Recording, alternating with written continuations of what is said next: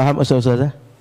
Karena bagi Mu'tazilah di dunia ini tempat beramal, tak ada hisab, tak ada pembalasan. Kapan pembalasan itu? Kalau sudah dihisab di akhirat. Sementara dalam kubur nggak ada hisab. Paham nalarnya? Kalau orang dihisab kemudian diazab, itu masuk akal menurut Mu'tazilah. Tapi kalau dikubur sudah diazab, pertanyaannya hisabnya yang mana? Hisabnya kapan? Kok mereka diberi nikmat atau mereka diberi azab? Paham? Ini satu di antara hal yang membuat Imam Abu Hasan tak terima akidah Mu'tazilah, karena bertentangan dengan Quran. Maka Ustadz dan Ustazah ahlu sunnah meyakini orang yang di alam barzakh dapat satu di antara dua, nikmat kubur atau dia dapat azab kubur. Dalilnya Quran, surat Ghafir ayat 46. Assalamualaikum warahmatullahi wabarakatuh. Bapak Ibu jamaah dimanapun berada, ada orang baik mewakafkan tanah 2 hektar di Pekanbaru, tepatnya di daerah Palas. Nah, ini tanah 2 hektar ini kita bangunlah di atasnya asrama 3 lantai 32 kamar. Sekarang santri masih lagi di Nurul Azhar 1. Kita berharap supaya asrama ini selesai bulan Juli tahun ajaran baru 2025, bisalah santri pindah kemari. Dengan santri yang baru nanti bisa belajar nyaman. 3 tahun pertama mereka ngapal Quran, tahun keempatnya mereka baca kitab metode manhaji, tahun kelima prakteknya, tahun 6 life skill. Setelah itu mereka akan bisa membaca kitab, hafal Quran, punya kemampuan belajar. Mereka yang akan melanjutkan tongkat dakwah, tongkat estafet dakwah di Nusantara. Kalau kita bukan penghafal Quran, kita ingin dapat pahala mengalir sampai hari kiamat, mari kita support, kirimkan 2-3 sak semen, batu bata, kerikil. Hadiahkan pahalanya untuk almarhumah ibu, almarhum ayah kita dapat. Rezeki kita berkah, anak-anak kita soleh solihah, keluarga kita sakinah mawaddah warahmah, dan pahalanya pun mengalir untuk mereka. Kalau kita tak mampu menyelesaikan bangunan ini semua, jangan putus asa, kita bersama-sama insya Allah kita bisa. Mari kita salurkan donasi melalui Bank Syariah Indonesia. Nomornya 147, 6-nya 7 kali, 6666666. Bank Rio Kepri Syariah 82011, 6-nya 5 kali, 66666. Atas nama Yayasan Tabung Wakaf Umat. Jangan lupa kode transfernya 0101. Di akhir nominal transfer, misalnya 100.000, 1000001. Konfirmasi transfernya ke WA. WA-nya 0852 8024 6060. Jangan lupa telepon hubungi 0852 6541 6060. Kalau ke Pekanbaru, jumpa Ustaz Somad, datang kemari. Silaturahim tengok tanah ini. Mudah-mudahan berkah. Ma'akal tafa'afna ita, makanan, duit yang dibelikan ke makanan busuk. Wa malabis tafa'abla ita, dibelikan ke pakaian lapuk. Wa mata sodakta, yang dikirimkan kemari, inilah yang akan kekal abadi. Rumah kita habis dibagi ahli waris. Ini insya Allah kekal abadi sampai hari kiamat. Berkah selalu. Assalamualaikum warahmatullahi wabarakatuh. Halaman 71 Al-Faslus Sadis, bab yang ke-6. Fil yaumil akhir, bab ini menjelaskan tentang beriman kepada hari akhir. Qala an-Nawawi rahimahullah, berkata Imam Al-Allamah As-Sayyid Al-Marzuki, semoga Allah rahmati beliau, imanuna bi yaumin akhir wajib wa kullu ma kana bihi minal ajab. Kita beriman dengan hari akhir itu mesti wajib. Beriman dengan kiamat dan perjalanan kiamat wajib. Wa kullu ma kana, dan semua apa saja yang terjadi terkait dengan hari akhir, minal ajab, yang membuat kita merasa terkaget-kaget, yang membuat kita merasa terkagum-kagum atau merasa terheran-heran, wajib kita imani. Kenapa? Karena berita tentang terjadinya yaumul akhir itu adalah penjelasan Quran, penjelasan hadis Nabi. Juz 30 saja banyak cerita tentang yaumul akhir. Ayat-ayat dalam juz 30 itu, yang singkat-singkat suratnya itu, banyak yang cerita tentang hari akhir. Al-Qari'ah, Mal-Qari'ah. Itu bacanya Al-Qari'ah ya, jangan Al-Qari'ah, pakai hamzah. Karena ada orang yang mengartikan al-qari'ah itu pembaca Quran. Bacanya pakai ain, bukan pakai hamzah. Al-qari'ah, bukan al-qari'ah. Kalau qari'ah itu memang ahli Quran, orang yang baca Quran. Ini al-qari'ah. Kiamat. Banyak Quran cerita tentang itu. Jadi kenapa kita wajib beriman dengan hari akhir? Dalilnya Quran dan Sunnah. Kita baca syarah. Yajibu ala kulli mukallaf. Wajib ala kulli mukallaf, bagi setiap orang yang mukallaf. Masih ingat orang mukallaf itu? Orang berakal, orang baligh, sampai dakwah Islam kepada dia. Tahu dia kewajiban agama. Sehingga dia dibebankan agama, menjalankan kewajiban agama. Ayyusaddiqa bil yaumil akhir. Wajib bagi setiap orang mukallaf untuk membenarkan bahwa akan terjadi nanti yaumul akhir. Disebut yaumul akhir karena setelah itu tak ada malam. Hari ini Sabtu, nanti jam berapa maghrib sekarang? Katakan 6:30. Kalau sudah tenggelam matahari ada malam. Tapi kalau yaumul akhir, setelah matahari terbit dari barat, itu tak ada lagi matahari itu tenggelam. Beda dengan sekarang. Kalau sekarang tiap malam matahari tenggelam, besok datang lagi.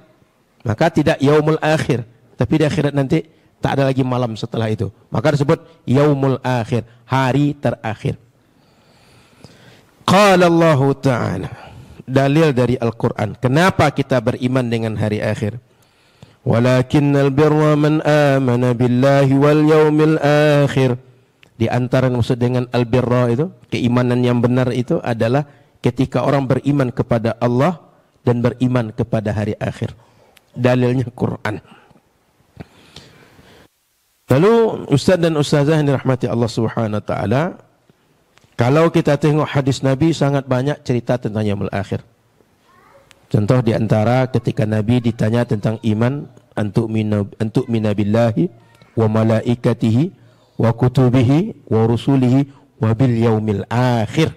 Disebutkan di situ. Barusan kita baca surat Al-Baqarah ayat 177. Awal ayatnya laisal bir an tuwallu wujuhakum qibalal masyriq wal maghrib walakinnal birra man amana billahi wal yaumil akhir. Wa bima ishtamala alaihi wa min dzalika ma yali. Wajib kita iman dengan hari akhir dan apa saja yang terjadi sekitar yaumul akhir itu. Di antaranya, satu, al-barzakh. Wa huwa ma bainal mauti wa yaumal ba'thi wan nusyuri. Barzakh itu adalah sebuah keadaan waktu atau sebuah jangka waktu ma bainal mauti, yang terjadi antara kita meninggal dan hari dibangkitkan saat kita dikumpulkan di padang mahsyar. Jadi setelah orang meninggal sampai nanti dikumpulkan di padang mahsyar, mereka berada di alam barzakh. Dalilnya barzakh ini Quran. Apa dalil Qurannya? Wa min waraihim barzakhun ila yaumi yub'atsun. Setelah manusia itu meninggal, mereka akan berada di alam barzakh sampai kapan? Sampai hari manusia dibangkitkan berkumpul di padang mahsyar. Para ustadz dan ustazah ahlu sunnah dalam masalah gaib ini tentang hari akhir dan semua yang gaib itu panduan mereka hanya Quran dan sunnah. Tidak ada dalil akal di situ. Kenapa? Tak sampai akal manusia untuk mengkajinya. Tak ada dalil indra di situ. Hanya ada dalil nakal atau dalil Quran dan hadis. Sehingga kalau ada orang bilang akidah ahlu sunnah itu sumbernya dari akal, itu dusta. Bukan dari akal. Ini yang kita kaji, barusan dalilnya dari apa itu? Wa min waraihim barzakhun ila yaumi yub'atsun. Itu dari mana dalilnya? Quran. Bukan cerita manusia. Tapi Quran yang menjelaskan bahwa manusia setelah dia meninggal mengalami yang namanya barzakh. Yang kedua, yang terjadi nanti di akhirat setelah manusia meninggal selain yaumul akhir, su'alul qabri wa na'imihi li ahli ta'ah wa azabihi li ahli ma'siyah. Pertanyaan dalam kubur, lalu nikmat untuk orang-orang yang taat dan azab bagi orang-orang maksiat. Jadi para ustaz dan ustazah, setelah manusia berada di alam barzakh, akan datang nanti malaikat, dua orang bertanya, man rabbuka, man hadzal rajulul ladzi, ditanya nanti Nabi Muhammad, diperlihatkan Nabi Muhammad, ini siapa dia? Orang beriman akan jawab, itu Nabi Muhammad, hamba Allah dan Rasul Allah. Lalu wa mimma yadullu ala adzabil qabri li ahli al-ma'siyah, di antara dalil bahwa azab kubur Allah berikan kepada orang yang bermaksiat, qauluhu ta'ala, firman Allah. Dalilnya Quran lagi. An-naru yu'raduna 'alaiha ghuduwan wa 'ashiyya. Surat Ghafir ayat 46. Wa yawma taqumus sa'atu adkhilu ala fir'auna asyaddal 'adzab. An-nar, neraka. Yu'raduna 'alaiha,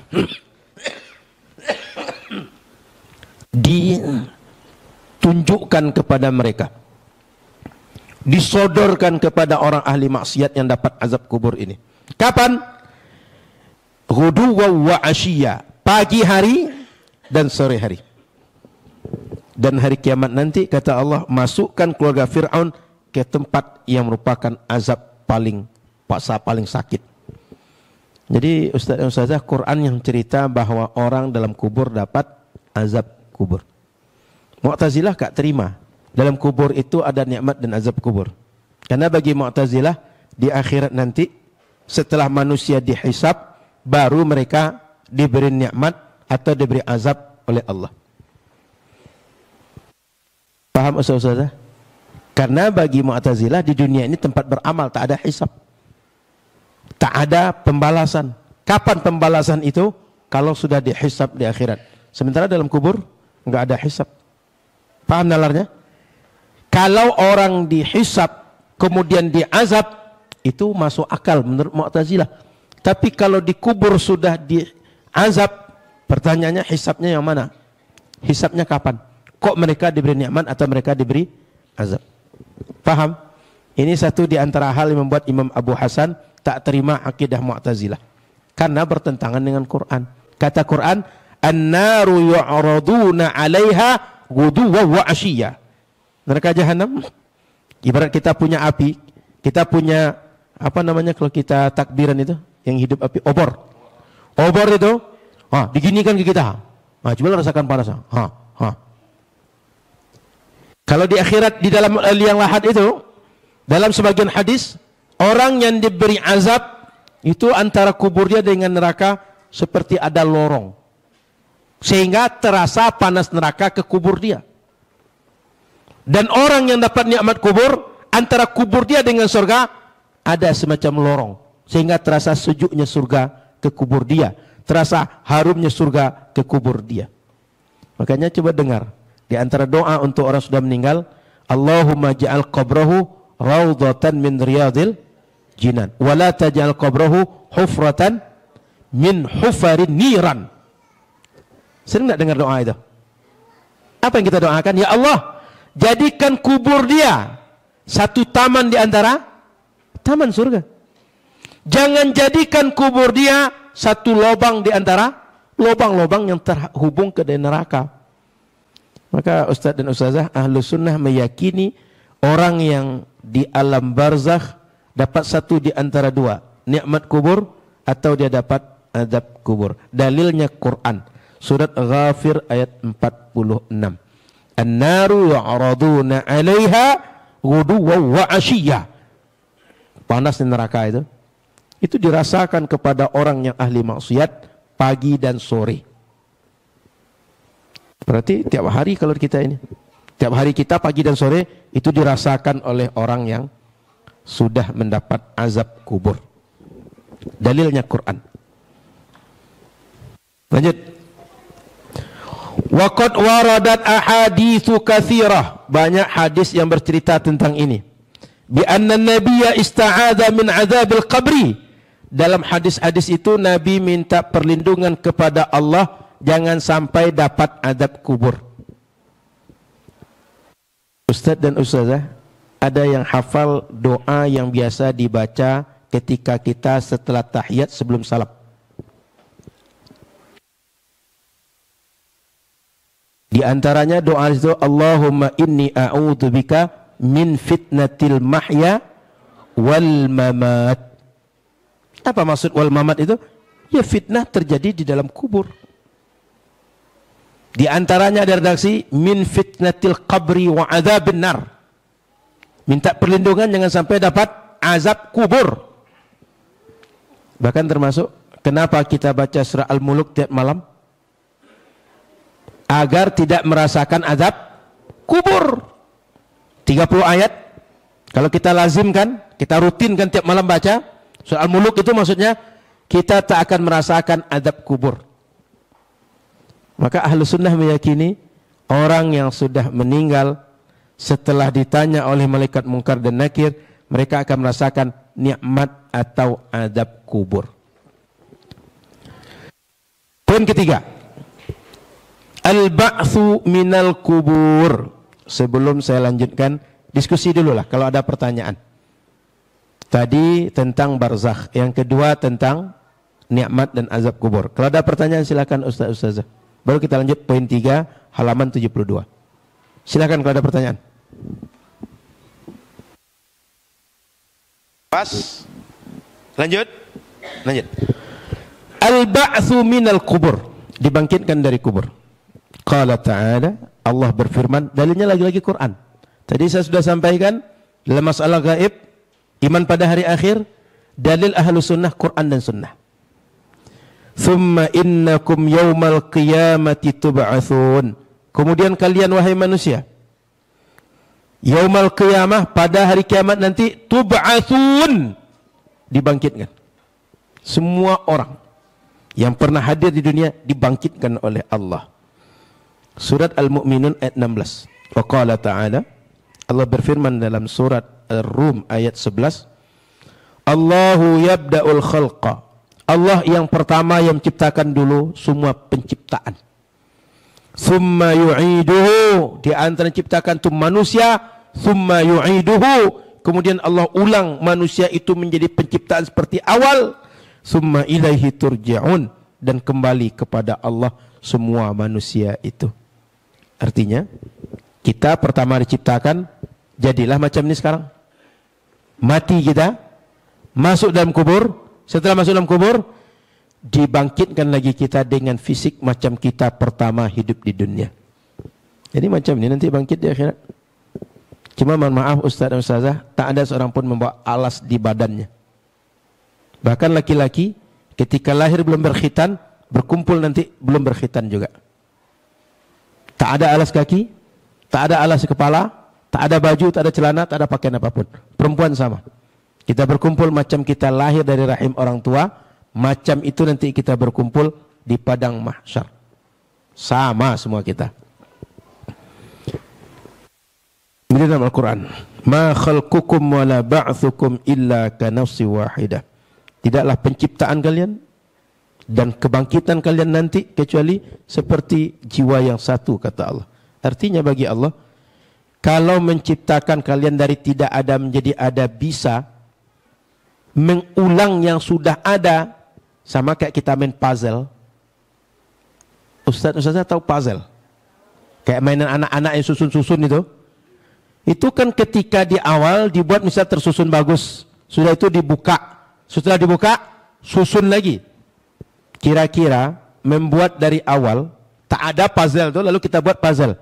Yang kedua, sudah ada, lalu kita kacau, dibentuk ulang lagi. Mana lebih mudah? Yang kedua. Jadi, kalau menciptakan manusia dari tidak ada menjadi ada saja bisa bagi Allah, apalagi sekedar membangkitkan manusia yang ketika meninggal punah jasadnya, lalu dikembalikan seperti awal, berkumpul di padang mahsyar kembali. Itu bagi Allah lebih mudah. Maka para ustadz dan ustazah, dalil bahwa manusia nanti dibangkitkan dari kubur, berkumpul di padang mahsyar, ayat Quran. Ini 3 ayat dalam Al-Quran yang cerita. Masih ada ayat yang lain. 3 ini cukup dalil bagi kita. Yang keempat, hasyrul ajsadi ilal mauqif ba'dal ba'thi. Hasyru, dikumpulkan. Ajsad, semua jasad. Jasad ustad, semua ustad nih, jasadnya berkumpul lagi. Saya, kumpul lagi jasad saya. Lalu, ilal mauqif. Semua jasad tadi dikumpulkan di mauqif. Mauqif itu tempat kita semua berdiri nanti. Waqafa berdiri, mauqif tempat berdiri. Makanya kalau di Arab menyebut terminal itu mauqif. Apa mauqif itu? Tempat parkir mobil nunggu orang naik. Tempat berhentinya mobil.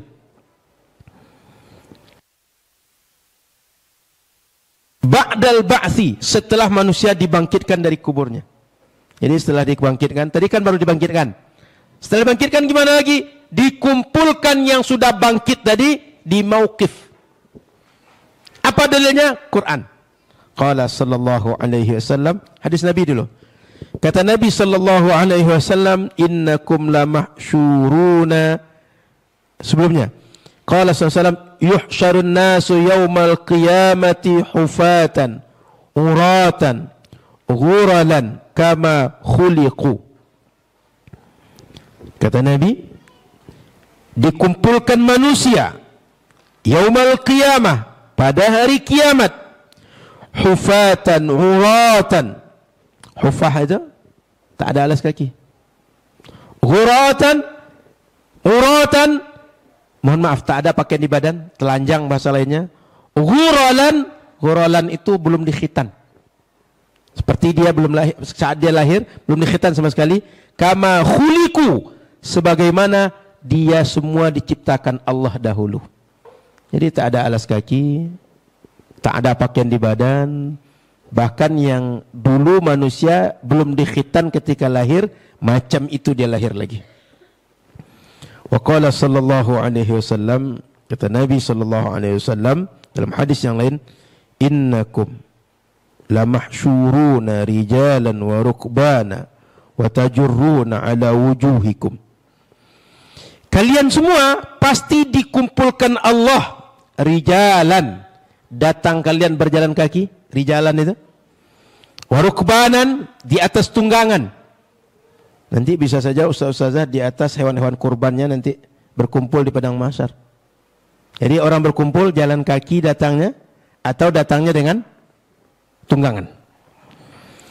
Wa tajurruna ala wujuhikum, ada orang yang ditarik wajahnya ini yang diseret. Terbayang kalau wajahnya yang ke tanah, lalu kakinya ditarik. Terbayang? Begitulah kira-kira keadaan manusia saat di padang mahsyar. Macam-macam kondisi orang nanti. Dalam hadis yang lain, waqala sallallahu alaihi wasallam, kata Nabi sallallahu alaihi wasallam, awwalu may yuksa yaumal qiyamah Khalilullah alaihi salam qibtiyataini. Orang yang pertama diberi pakaian hari kiamat, Khalilullah, adalah kekasih Allah. Qibtiyataini, dikasih Allah dengan 2 lembar pakaian berasal dari qibti, artinya menggambarkan sutra yang bagus. Summa yuksa Muhammadun hullatan hibarah, kemudian dipakaikan kepada Nabi Muhammad hullah, perhiasan. Hibarah disebut dengan hibarah, itu adalah perhiasan yang dibawa dari Yaman, berasal dari luar negeri. Artinya menggambarkan kepada Nabi Muhammad dipakaikan baju yang bagus, yang baju itu berkualitas tinggi. Kepada Nabi Ibrahim dipakaikan baju bagus, sutra berkualitas tinggi. Nabi Muhammad sama. An yaminil arsh, yang datang dari sebelah kanan arsh. Kalau datang dari sebelah kanan aras, Allah di kanan aras apa di atas aras? Paham pertanyaan saya? Ini biar ustaz-ustaz berpikir bahwa ada hadis Nabi dibawakan pakaian untuk Nabi di akhir nanti, kiamat nanti dari sebelah kanan aras. Kira-kira dibawanya dari mana itu? Kalau Allah yang ngasih berarti Allah sebelah kanan aras. Maka timbul pertanyaan, sebenarnya Allah di atas aras atau sebelah kanan aras? Ngerti? Kalau ada yang bilang bahwa Allah di atas aras, lalu turun sepertiga malam terakhir. Pertanyaan lanjutan, sebenarnya Allah di atas aras atau di bawah langit?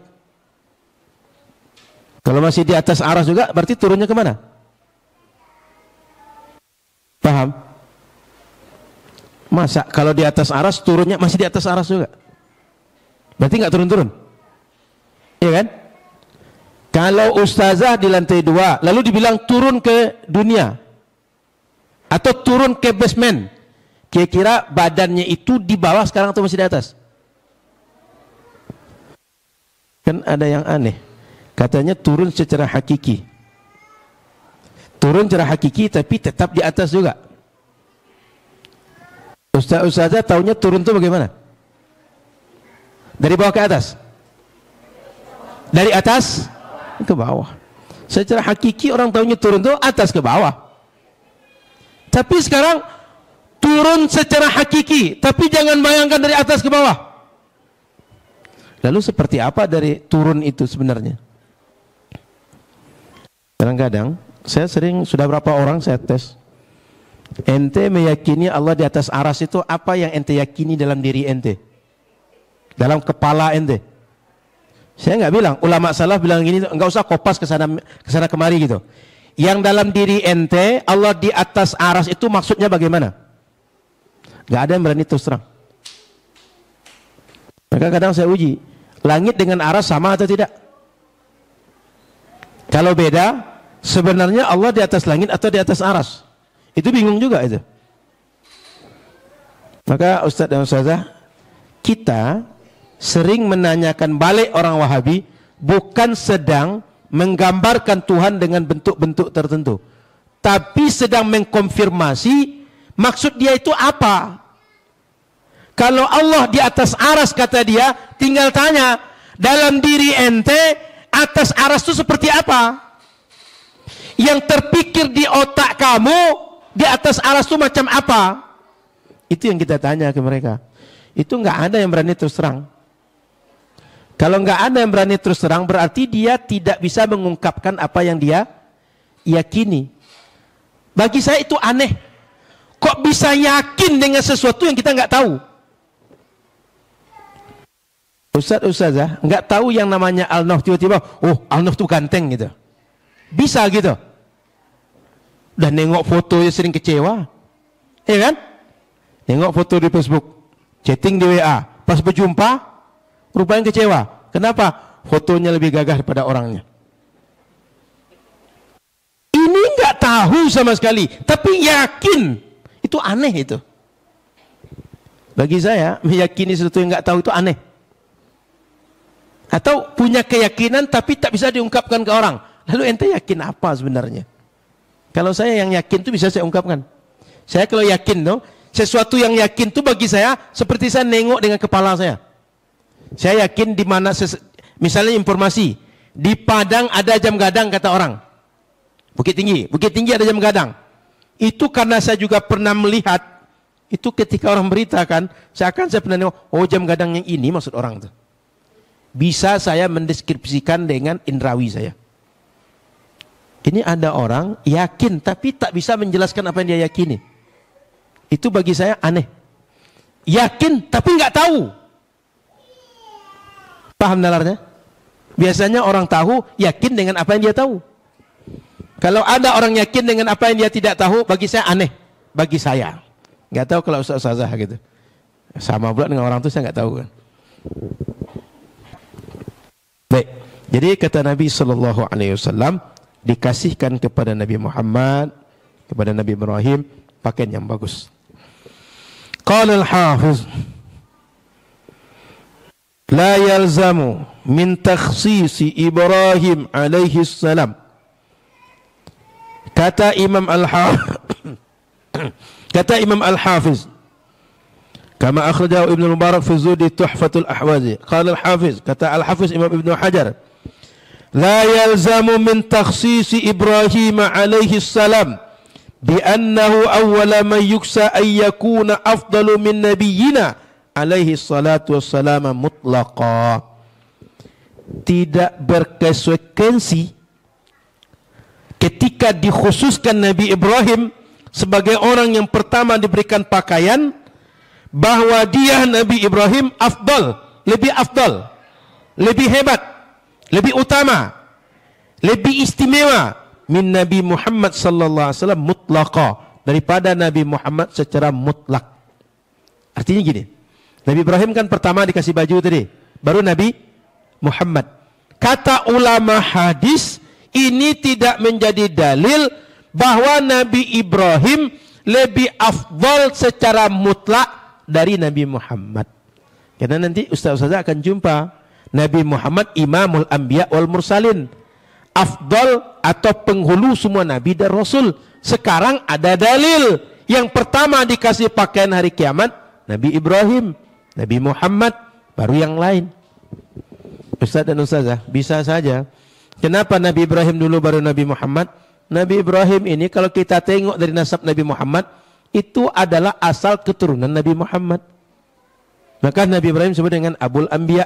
Dari beliau, anak beliau Ishak, anak beliau Ismail, itu turun nabi-nabi setelah beliau.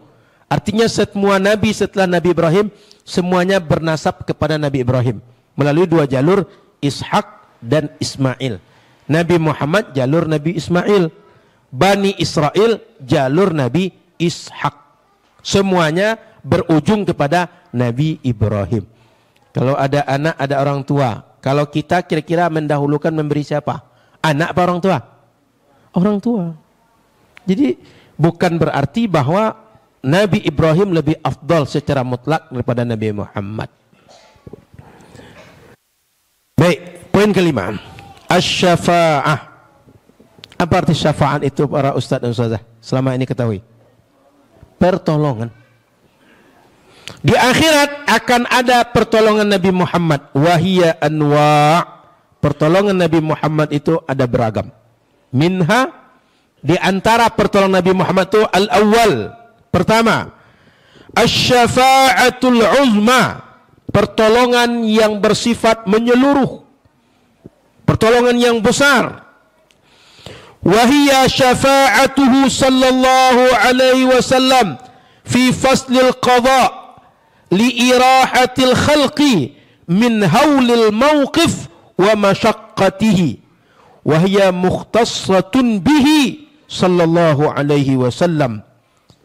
Syafaat pertama, pertolongan Nabi Muhammad kepada seluruh manusia agar dimulai al-qadha, penghitungan, dimulai hisab, liirahatil khalqi, untuk mengistirahatkan, membebaskan makhluk, min hauli, dari segala ketakutan, dari segala hal yang tidak membuat nyaman, al-mauqif, di tempat orang berkumpul di mauqif tadi, mahsyar kita sebutnya, wa masyaqqatihi, dan semua kesusahan yang terjadi di situ.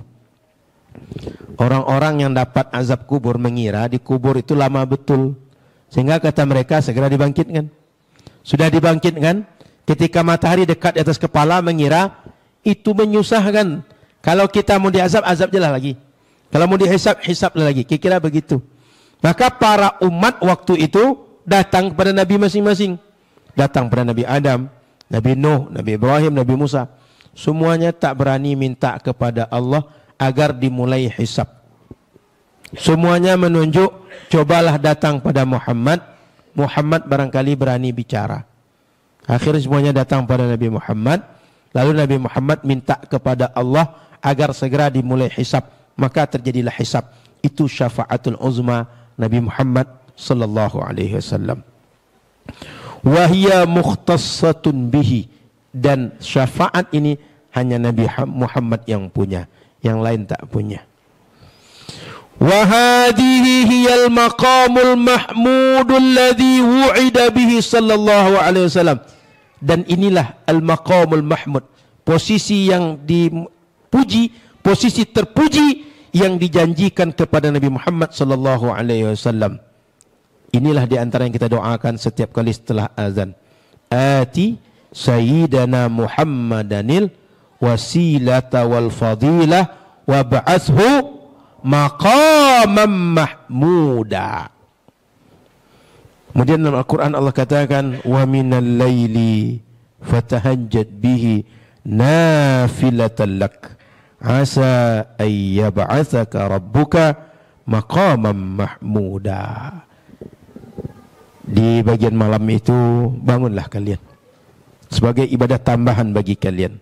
Mudah-mudahan nanti di akhirat Allah bangkitkan kalian di tempat yang mulia, di tempat yang terpuji, di tempat yang tertinggi. Jadi ini syafaat pertama, syafaat untuk seluruh manusia, khusus Nabi Muhammad yang bisa, yang lain tak bisa. Al-thani, syafaat yang kedua, syafa'atuhu sallallahu alaihi wasallam fi idkhali qaumin al-jannata bighairi hisab. Pertolongan Nabi Muhammad memasukkan sekelompok di antara umat ke dalam surga tanpa dihisab oleh Allah. Ustaz-ustazah mau masuk surga tanpa dihisab? Mau? Ya kalau mau agak berjuang sikit lah, ya kan? Dalam berdakwah berjuang, dalam mengaji berjuang, dalam sabar kehidupan keluarga berjuang. Kalau kita di dunia tak siap berjuang, di akhirat pengen yang terbaik pula, rasa-rasanya enggak masuk akal gitu. Maka ustaz dan ustazah, jika kita ingin tempat terbaik di akhirat, di dunia mesti berjuang. Malam siap bangun malam, setiap hari siap berzikir banyak, siap banyak baca Quran, banyak puasa sunnah. Ini mumpung bulan Rajab, kita hari ini sudah 4 Rajab, sudah bulan Rajab bulan Sya'ban, sudah Sya'ban Ramadan. Jadi para ustaz dan ustazah, kalau ingin tempat terbaik di akhirat, mestilah berjuang kita di dunia. Qala an-Nawawi, menurut Imam Nawawi, wahya mukhtassatun bihi sallallahu alaihi wasallam. Nikmat memasukkan orang ke surga tanpa hisab juga khusus milik Nabi Muhammad juga. Ini enggak ada yang lain bisa bersyafaat macam ini. Al-thalithu, syafaat yang ketiga. Asy-syafa'atu fi man istahaqqa dukhulun nari alla yadkhulaha. Syafaat bagi siapa? Orang yang mestinya masuk neraka tetapi tidak jadi masuk neraka. Ustaz-ustazah mau masuk yang ketiga nih? Atau mau yang kedua? Mau yang mana ini? Yang ketiga atau yang kedua? Mestinya masuk neraka, datang syafaat Nabi Muhammad enggak jadi masuk neraka. Qala Iyad, kata Qadhi Iyad. Qadhi Iyad ini seorang ulama mazhab Maliki, rujukan beliau. Walaysat mukhtassatan bihi sallallahu alaihi wasallam. Ini tak khusus untuk Nabi Muhammad saja. Mohon maaf, terlewat nomor 3. Al-thalithu, syafa'atuhu sallallahu alaihi wasallam fi ziyadatid darajat. Wa jawwazan Nawawi ikhtisasaha bihi sallallahu alaihi wasallam. Yang ketiga adalah syafaat Nabi Muhammad menambahkan derajat. Orang sudah masuk surga, ditinggikan derajatnya. Ibarat kita masuk hotel, kelas kamarnya dinaikkan. Kita ini kan kalau ustaz-ustazah nengok di internet, itu hotel tuh punya banyak kelas kamar. Maka dibuatkan awalnya kamarnya, katakan kamar biasa, luxury lah. Nanti naik ke atas presiden suite. Dinaikkan. Nah, kalau acara-acara biasa, ada undangan biasa, ada VIP, ada VVIP. Nah, kira-kira begitu. Dinaikkan derajat kita. Posisi kita ditambah tinggi oleh Allah Subhanahu wa taala karena permintaan Nabi Muhammad sallallahu alaihi wasallam. Wa jawwaza an-Nawawi ikhtisasaha bihi. Menurut Imam Nawawi, ini juga termasuk khusus bagi Nabi Muhammad sallallahu alaihi wasallam. Ar-rabi', syafaat yang keempat. Asy-syafa'atu fi man istahaqqa dukhulun nar alla yadkhulaha. Syafaat Nabi Muhammad terhadap orang-orang yang mestinya masuk neraka tapi enggak jadi masuk neraka. Ini yang keempat. Qala Iyad, kata Qadhi Iyad, wa laysat mukhtassatan bihi. Syafaat ini tak khusus bagi Nabi Muhammad saja. Wa taraddada an-Nawawi ay li'annahu lam yarid tasrihun bidzalik. Imam Nawawi itu pendapat beliau tak satu dalam masalah ini. Kenapa? Karena tidak ada dalil yang sharih, dalil yang terang, yang jelas, yang clear tentang masalah ini. Apakah Nabi Muhammad saja yang bisa atau Nabi Muhammad dan orang lain bisa? Itu tak ada dalil yang sharih, dalil yang gamblang tentang masalah ini.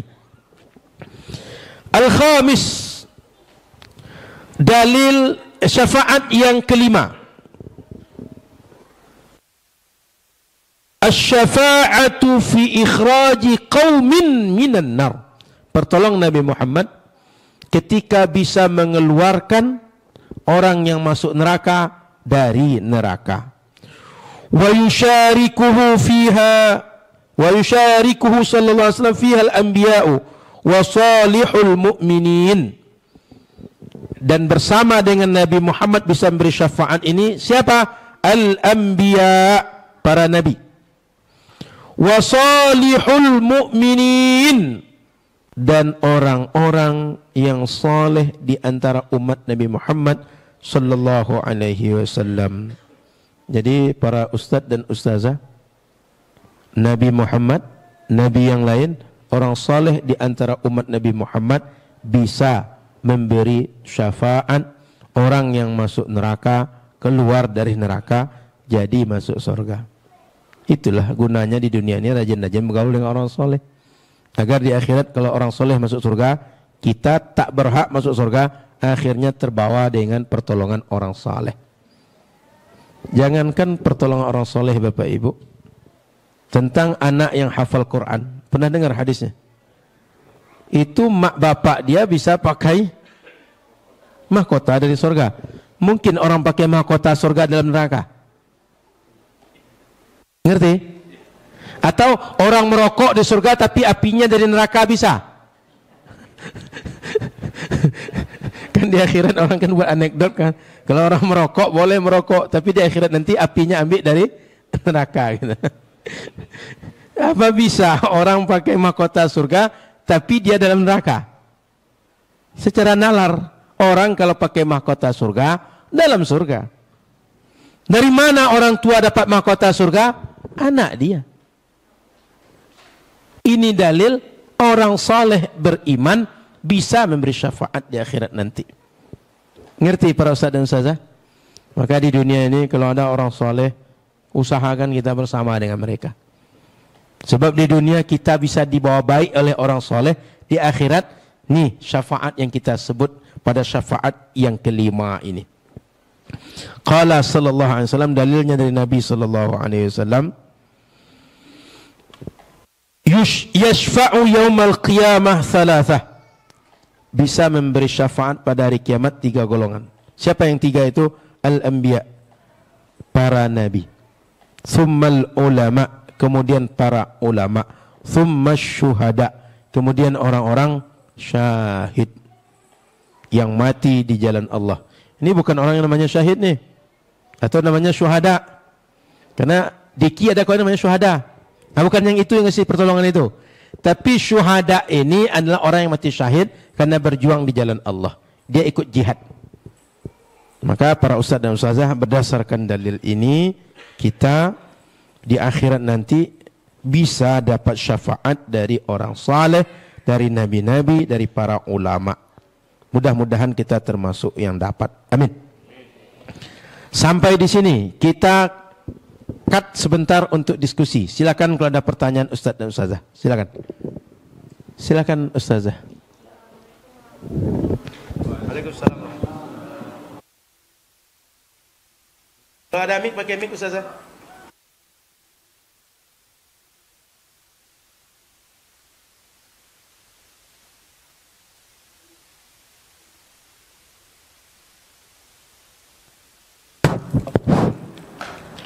Ustadz, masalah pakaian bagus tadi Ustadz.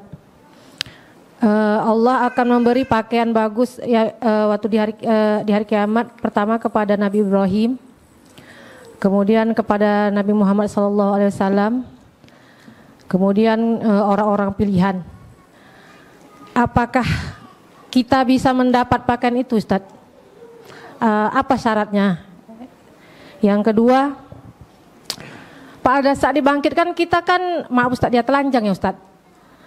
Bagaimana dengan istri-istri Nabi yang mulia, sahabat-sahabat radhiyallahu anhum yang mulia, apakah sama seperti kita Ustadz? Itu aja Ustadz. Assalamualaikum warahmatullahi wabarakatuh.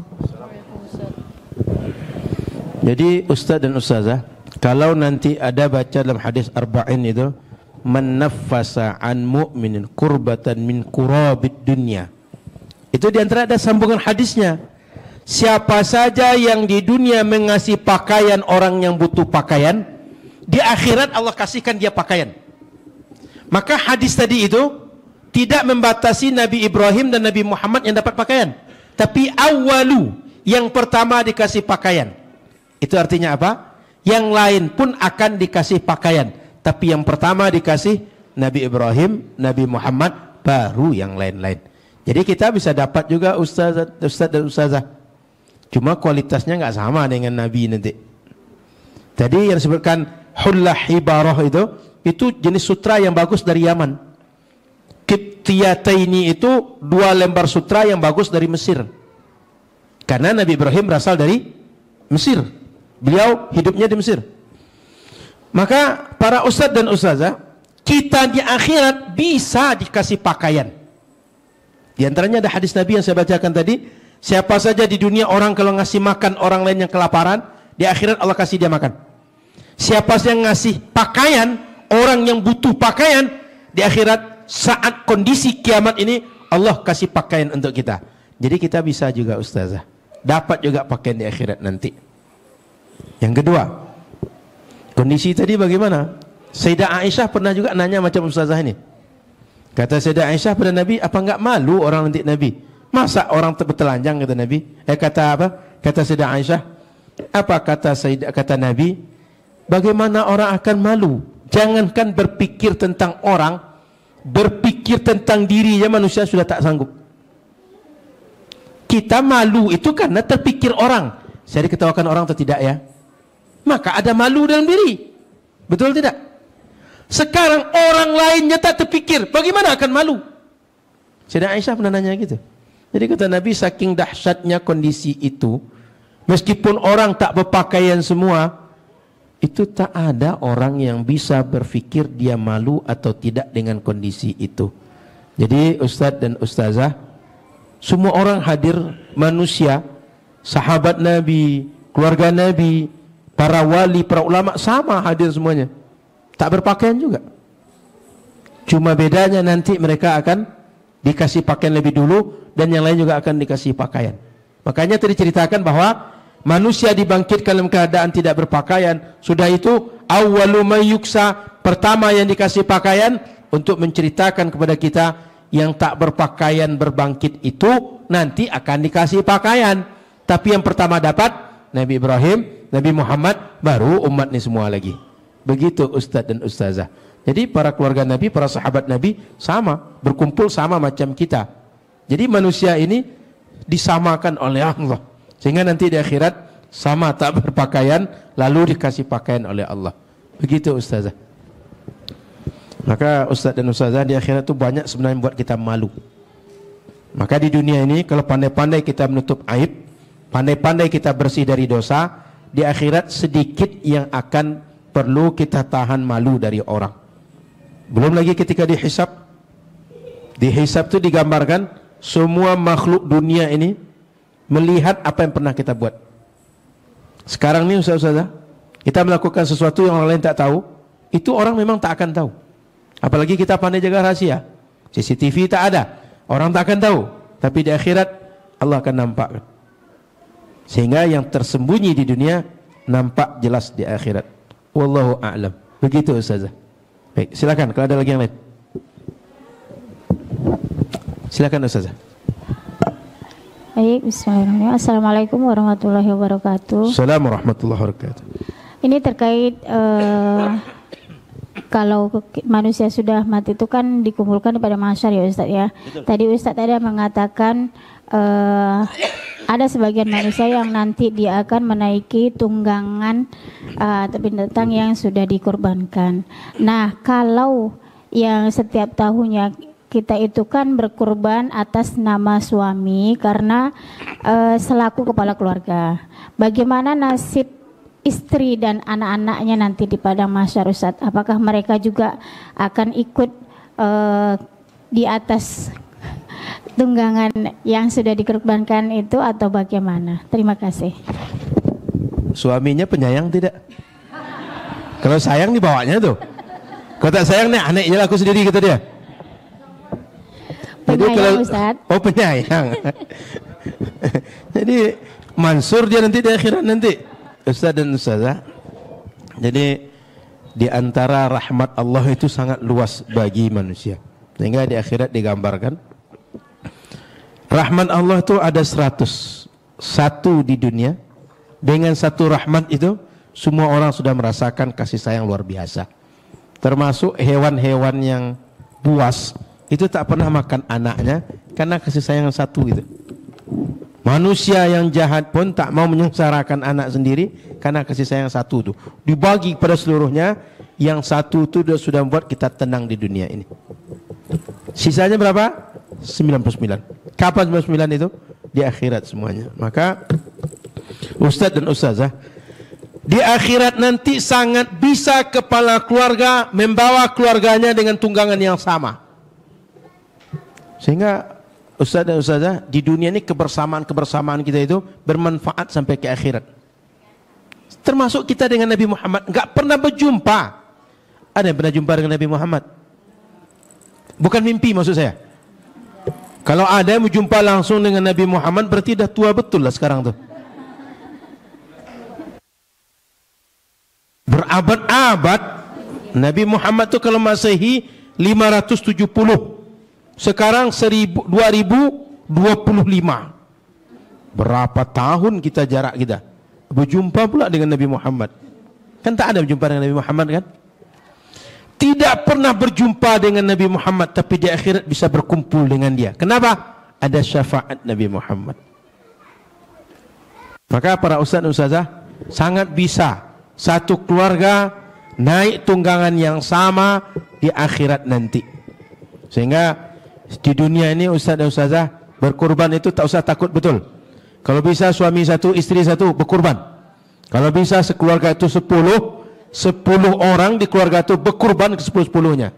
Nah, kalau tak bisa minimal satu di keluarga itu ada yang berkurban. Jadi insyaallah ustaz ustazah bisa nanti sama-sama dengan keluarga. Cuma kalau keluarganya penyayang pula. Nah, insyaallah sini keluarga penyayang semua. Ustazah kalau di akhirat nanti mau satu surga dengan suami? Wah, berat jawabannya. Jangan-jangan Ustaz di dunia aja dah bosan kami bersama Ustaz. Enggak, mudah-mudahan nanti berkumpul lagi dengan keluarga bersama di akhirat insyaallah. Baik, ada lagi silakan. Silakan Ustaz. Waalaikumsalam warahmatullahi wabarakatuh.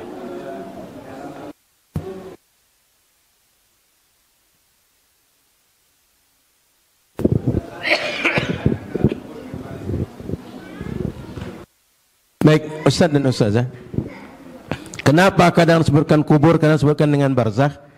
Bahwa kebiasaannya barzakh itu terjadi ketika manusia sudah dikubur. Tapi ada orang yang meninggal tak dikubur. Orang yang meninggal tak dikubur mengalami barzakh atau tidak? Mengalami. Contoh orang yang tak dikubur, orang yang meninggal terhimpit, misalnya terjadi gempa. Kayak kemarin yang gempa besar sekali di mana? Di Turki. Yang banyak bangunan-bangunan hancur itu. Turki ya. Itu kan nggak dikubur. Contoh yang lain. Ada orang tenggelam di laut. Kapal tenggelam. Atau terjadi musibah banjir bandang. Hanyut. Nggak jumpa jasad dia. Itu nggak dikubur. Tapi orang tidak dikubur apakah mengalami barzakh? Mengalami barzakh. Maka antara kubur dengan barzakh umum dan khusus. Bahwa umumnya orang yang mengalami barzakh itu orang yang sudah dikubur. Tapi tak mesti setiap yang mengalami barzakh itu orang yang dikubur saja. Gitu Ustaz. Makanya kadang sebut dengan barzakh, kadang sebut dengan kubur. Tapi maksudnya sama, bahwa orang yang sudah dikubur dia akan mengalami barzakh. Yang kedua, kalaupun orang tak dikubur tetap mengalami barzakh. Karena barzakh itu kondisi setelah mati dengan sebelum dibangkitkan saat di akhirat, yaumul akhir nanti. Makanya tak disyaratkan barzakh itu dalam kubur Ustaz. Tapi umumnya terjadi setelah manusia dikubur. Wallahu a'lam.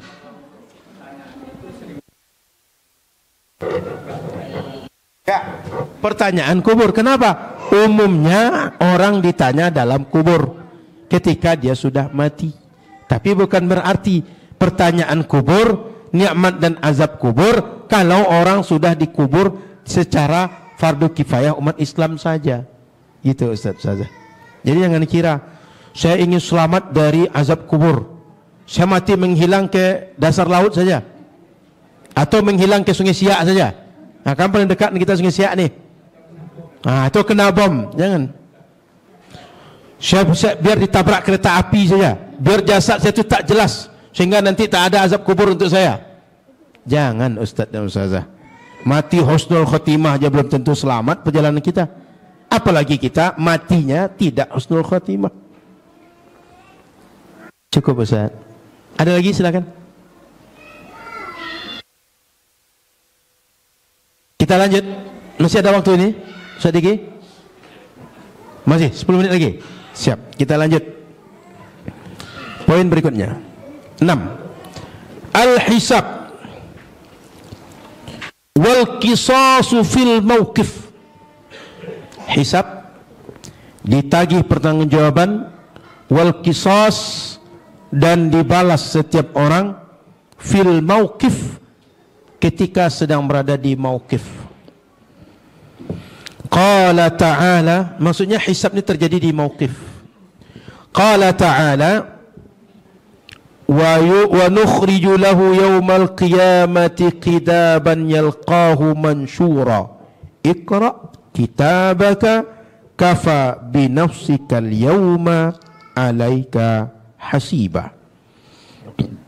Wa nukhriju lahu yawmal qiyamah, dan kami keluarkan bagi setiap orang yang dibangkitkan pada hari kiamat kitaban, catatan-catatan amal, yalqahu mansyura, sudah diberikan kepada mereka dalam keadaan terbuka. Jadi catatan amal itu sudah terbuka sehingga jelas si fulan buat amal apa, fulan buat amal apa, sudah terbuka.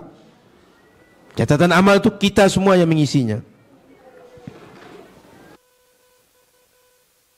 Iqra kitabaka, baca catatan amal kalian.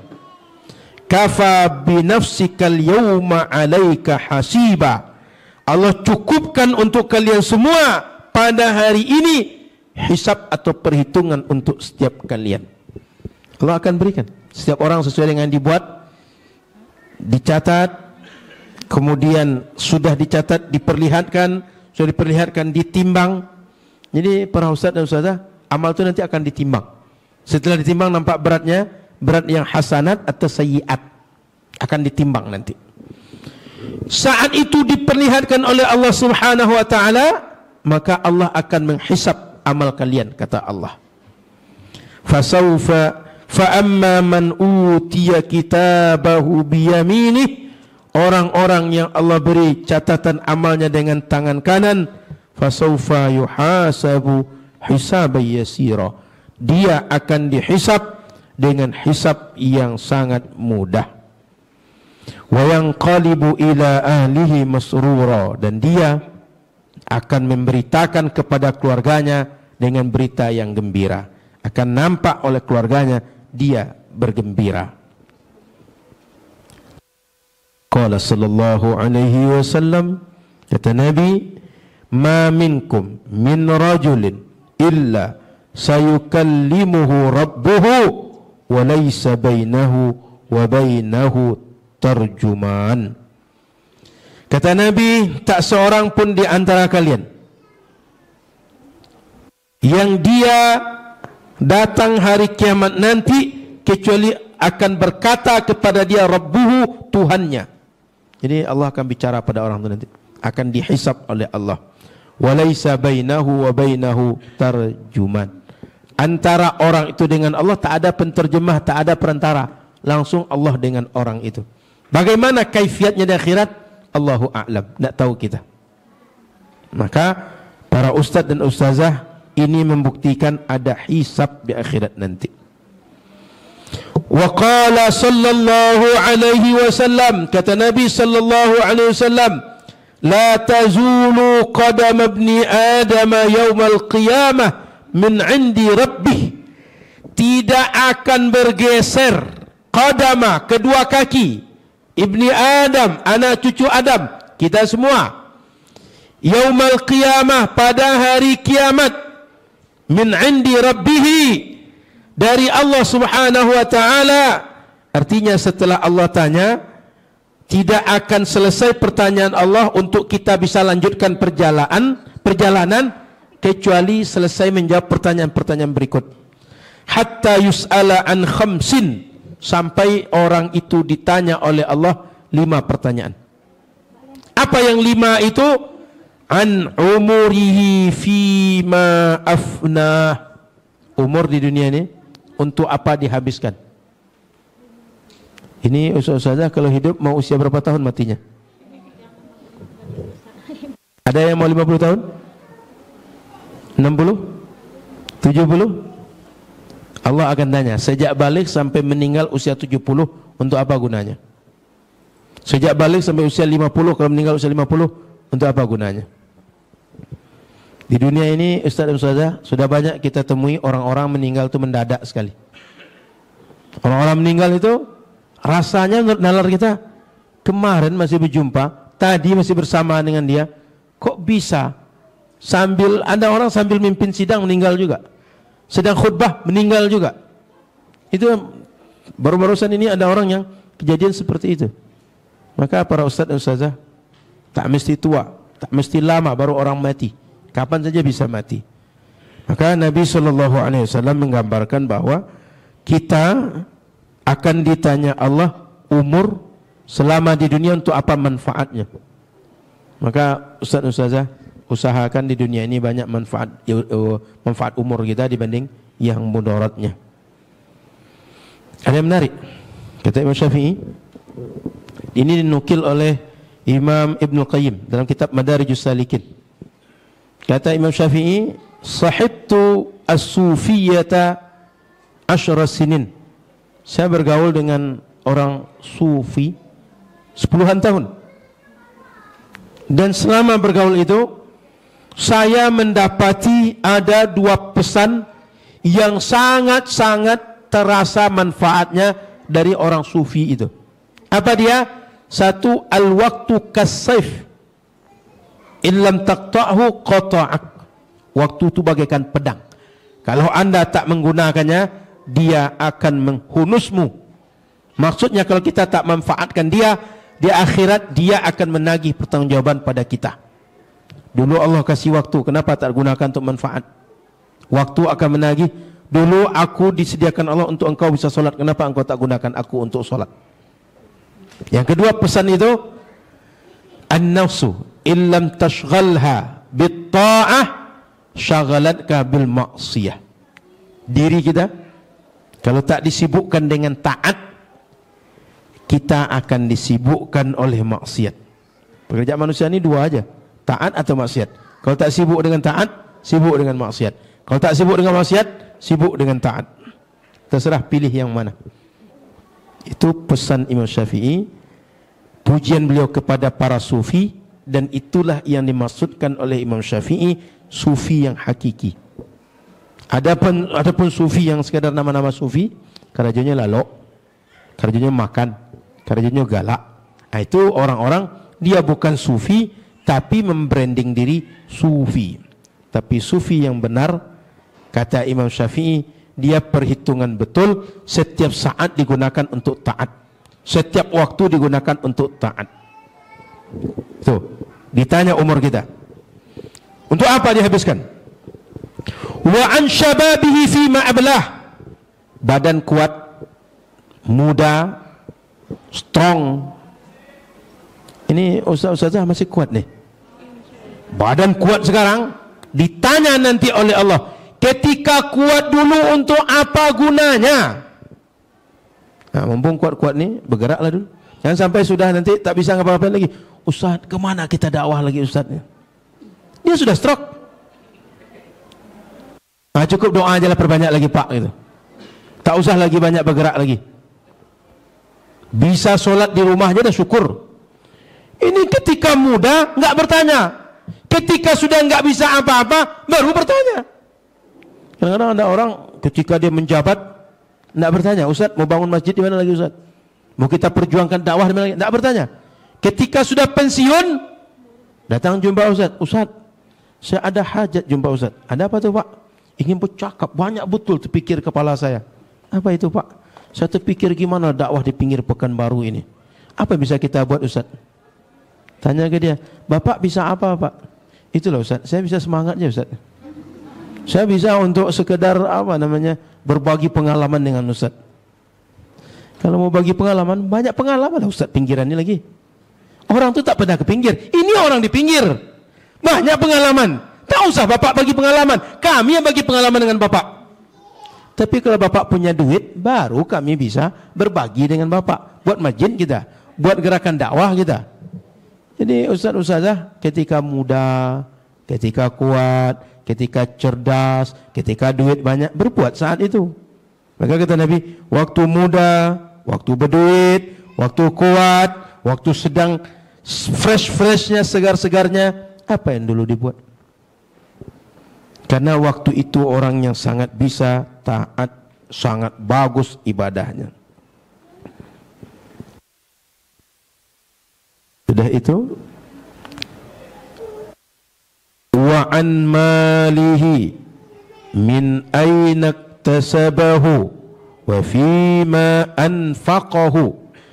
Terkait duit yang dia punya, tanah yang dia punya, mobil yang dia punya, rumah yang dia punya, aset yang dia punya, Allah tanya, dulu dapatnya dari mana?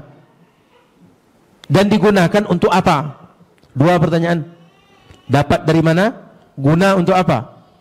Maka ustaz-ustazah kalau ngasih duit ke anak, tanya-tanya ke anak, ini untuk apa gunanya nak itu? Pastikan anak bergunanya untuk manfaat. Ustaz-ustazah membelanjakan anak, pastikan untuk yang manfaat. Nanti ditanya Allah nanti. Termasuk anak nanti di akhirat nanya, Ma, saya kok mati kecil? Kau kan sakit nak. Sakit apa? Sakit gula. Kenapa kecil aku sudah sakit gula, Mak? Karena engkau sering makan makanan yang membuat sakit gula. Ditanya anak, siapa yang ngasih aku maknya? Duitnya dari mana? Anak kan tak punya duit. Kata maknya, mak bapak lah yang punya duit. Mak bapak yang belanjakan dulu. Berarti sekarang mak, aku tak terima mati muda nih. Tidak masuk surga aku nanti. Sekarang aku tuntut mak bapak. Mau di akhirat dituntut.